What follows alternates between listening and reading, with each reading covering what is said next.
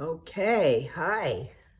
All right, in this video, what I'm going to do is show you how to use the print after you've printed it out and how to transfer it onto the watercolor block, how to use the kneaded eraser so that it doesn't leave marks on your paper, and how to pull paint out if it gets too dark.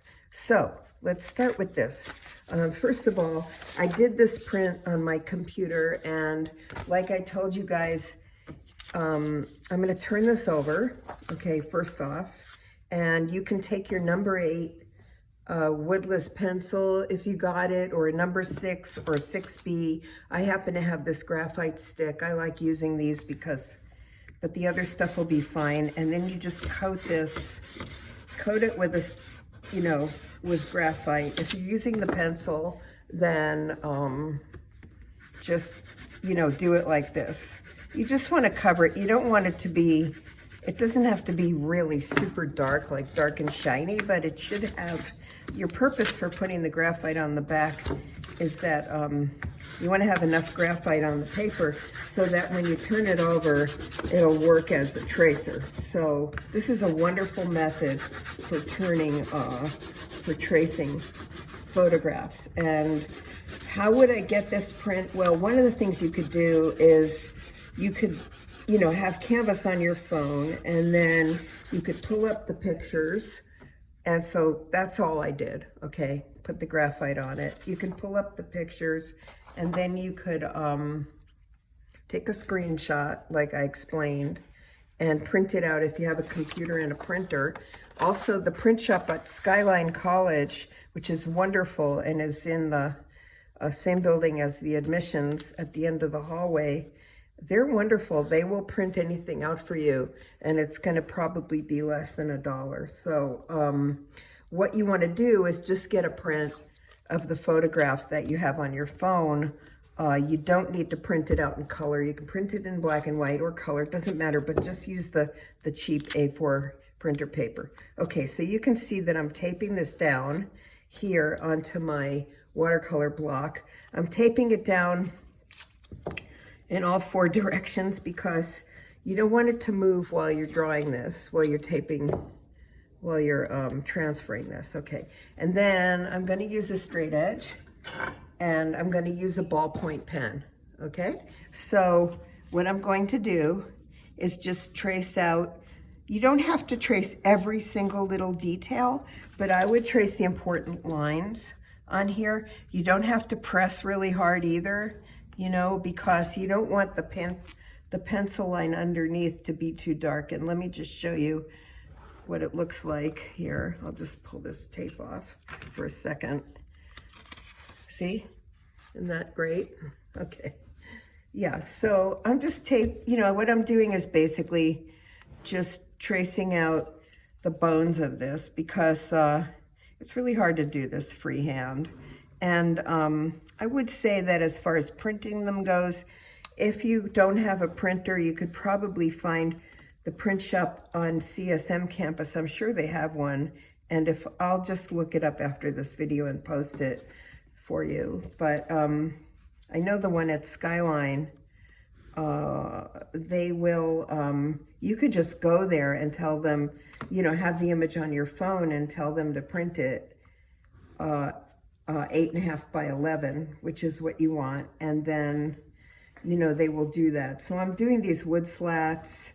I might do, the edges of the palm leaves, or just maybe make a line where I want to put them, and then I'll just paint them freehand in there. But I'm putting all the important, just what I consider kind of the bones of the structure, things that I want in the right place when I start to paint, so I don't have to reconfigure and draw everything. So I'm just drawing the window, and you don't have to put in every little thing in, like this chair. If you're doing this one, you don't have to put that in. You can try, but it's fine if you don't. When I did the other one, I edited out a bunch of stuff like here. I'll show you. This one, when I did this one, I edited out there was planters and stuff at the bottom, and there was a car over here. I didn't want to deal with it, so I just edited, it's hard to say that word, edited it out, yeah. Anyway, okay, so here I am, I'm tracing this out, and a ballpoint pen's good to use. This way you can see the lines on what you traced out so far so you don't lose track. Okay, here we go. And so I'm gonna go ahead and do this. And, you know, I'm not gonna print out this shadow because I'll just freehand it. But I might print out kind of the shape of this tree just to get a placement for where it is. It doesn't have to be exact because, you know, these are just tools for you, and this is just another tool for finding out where things are. So you can see that I didn't trace out, you know, I just traced out a bunch of lines so I know where to put stuff. Okay, I will trace out these slats, those wall slats, just because I kind of want them where they're supposed to be, and they'll be evenly spaced if I trace them out. If I draw them freehand, they probably will be really wonky. Okay, let's see, there we go. Very cool. Trace out this. Here we go. You know, so trace out anything that you think will be helpful for you. If the picture you choose has a lot of fuzzy little detail, like little slats on the windows, don't even bother with that because that's a lot. And, you know, you can try painting all that stuff, but I'm tracing out the shadow shapes too. That helps me for later when I do the shadows. So what I'm gonna do, I started this one, I'm gonna show you in a moment. Here, let me finish this. Okay. Okay, here we go. All right, did I do everything here? It looks okay. Oh, there's a little window here I didn't do. It's funny, on the black and white print, everything looks so dark that I can't even see where the lines are, but you know, like the thing is when you're working from photographs, you just want to create a convincing illusion. Nobody's gonna know what photo you used, you know, when you painted it. So you can edit things, change things. I like to do that sometimes for the sake of, you know, just in general for artwork, in the sake of my paintings. If I don't like a certain, you know, thing that I'm painting, I'll put a tree there or something. Okay, anyway, I'm gonna trace these out. Okay. This is probably a little bit more simpler than some of the Dolger houses, those mid-century modern Daly City houses that I had taken pictures of. Okay, I think I got everything. So let's see what we have. That's pretty good. Okay, that's fine. That's good enough to start with. So here's my drawing. Now I want to show you about how to use the kneaded eraser because I want to address the fact that if you use an eraser like I'm not saying this will happen, but it can happen, like an eraser that you've used multiple times for other things, you can leave a residue or you can abrade the paper, and then when you go to watercolor on top of it, it's not gonna hold the watercolor. It'll resist it like grease or something. So when you have this kneaded eraser, you pull it. This one's kind of stiff. Okay, you pull it like taffy. And what this does is it basically releases the graphite. Well, I don't know if it actually releases the graphite, but it gives you, if you pull it enough times, you know, it kind of buries the graphite in there, and then you can use it, and then it's really clean. See how clean that is? And if I want to lift some graphite up, let's say I went too dark on the pencil line, you can just simply press it. It should pick it up. There, see? Just press it, and it will, you know, you can kind of press it like this, and it should pick up the pencil line. You don't want real dark pencil lines on your work. Okay. And then the third thing I want to show you with this is using tape. And this is a great tool, the painter's tape.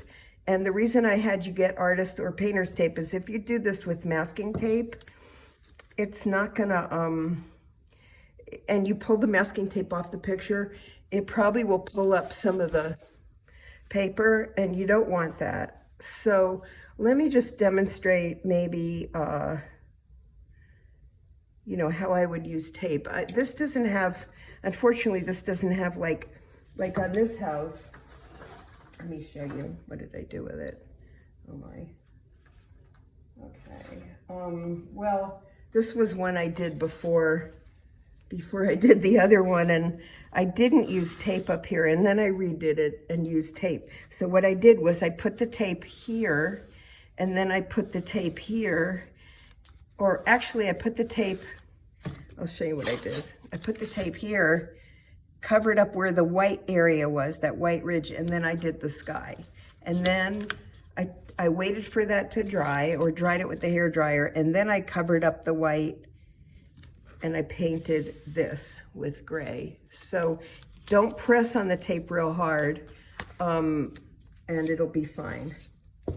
I use a lot of tape. So, you know, if I were gonna use tape for this one, you know, if you have a hard time staying in the lines, let's say you wanted to do this blue part and you don't want, or, you know, and you don't want it to be, and you want it to be straight, I'm just gonna demonstrate how to paint on there so that you can get, a straight line using tape. So what I'll do is get some blue.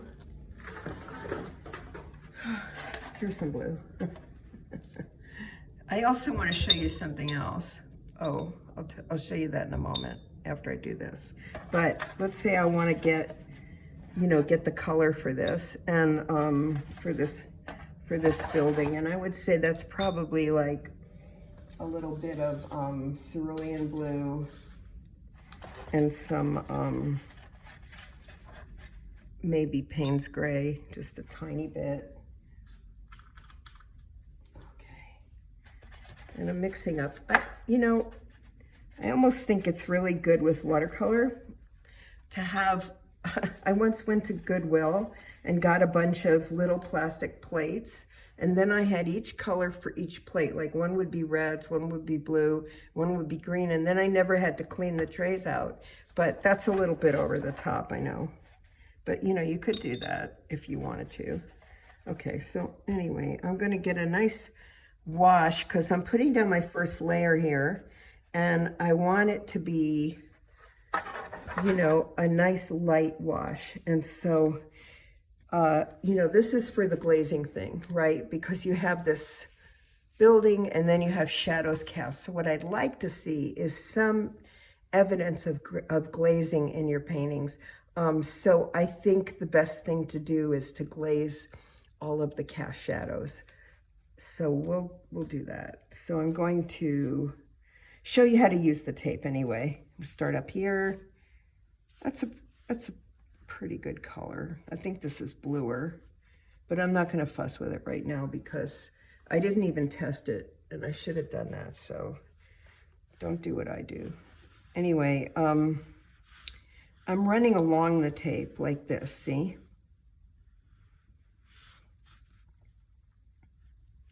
I'm painting this, and I'm just doing this.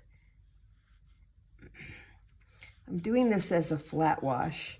And so one of the things you could do if you wanted to have, but I'm just showing with the tape, you can pull it along the tape. Don't paint like this because it'll push the watercolor under the tape. And now I'm gonna put a little book under this and continue, oh goodness. I'm gonna continue painting this as a flat wash. So I want it to run down here. Well, I didn't use tape for that, but you could, you know, be fine. I just want the wash to be nice and smooth.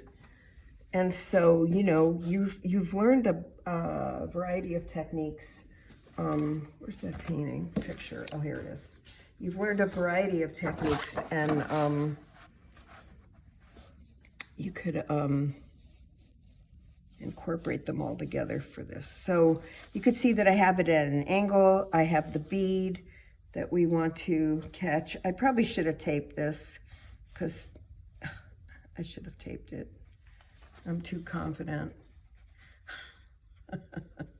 Anyway, so that's what I would do. I would just glaze the entire thing. Oh, I forgot to draw the windows up there. Well, it doesn't matter because the windows are black, so I can go over it and glaze those in after it dries. But, you know, I'm putting down the light blue color, and then I will glaze the darker blue on top of it. So I had another video from when I taught this class synchronously online for a few years during the pandemic. And the other video was a house, actually a student of mine gave me the photograph. It was kind of nice, and so I used her photograph. And the other video shows how to glaze the shadows, so I may not go into all that with this video. I'm just showing you how to get started. So here I go. I have a good flat wash going. Oh, I dripped water on here. That's fine. Okay. Anyway, that's how you want to get started. Okay, so I also want to show, oh, so let me take the tape off. See how nice that is? That's awesome. So you can use that. Let's say you have you have white windows, right? You can tape it, cover the white windows with the tape, do one side, let that dry, then cover the white windows with the tape and do the other side. And that's how you use the tape. And the third thing I want to address in this video, I'm not going to finish this in front of you guys, or maybe I'll continue to put the washes down and then I'll come back and do another video of glazing over this. But like I said in the other video that I have posted of me doing a different house, I show you how to glaze over it. So, you know, when you glaze over a flat wash and it's a big area, oh, I must have had that wet because it bloomed. You know, the bottom layer has to be bone dry. So either use a hair dryer, or I even used a space heater because I left my hair dryer at the studio and I had a space heater and that worked good too. Or just wait an hour and let it dry. You know, do this in stages. And then when you're ready to glaze the shadow, you mix up another color that's possibly like the same color, or maybe the blue mixed with a little bit of Payne's gray. That's always a good shadow color, like a little bit of Payne's gray mixed with whatever the local color is for doing cast shadows with still lifes or doing shadows on buildings. So, you know, you can do that. And then, let me see, I'm gonna show you something else that I wanna address. I want to show you how to pull up paint. Let's say that you get something, let's say you paint something here. I have a color swatch here. Let's say I paint this, you know, I'm painting and then I think, oh, that's too dark. I don't want it to be that dark, right? If it's still wet, you can pull up the paint with a brush with a little water on it and then pull it up. If it's dry, like this is, and let's say I want to, you know, I want part of this to be lighter. I can just paint the part lighter that I want it to be lighter. Just paint it with water, okay? Paint it with water. Use a nice amount of water, and then get some toilet tissue. I'm gonna use paper towel because I don't have any toilet tissue right here, or Kleenex, right? Let it sit for a second, and then press. See? And you should always use the clean side of the paper towel to pull it up, but see how you can do that? And so that will lighten colors. Now, if the color is, you know, and you can do that a couple of times if you want to. I mean, I could do it again. If the color is a staining color, it's not going to pull up as easily, but you can lighten it. I mean, It's never going to come back to white paper, but you can definitely lighten it.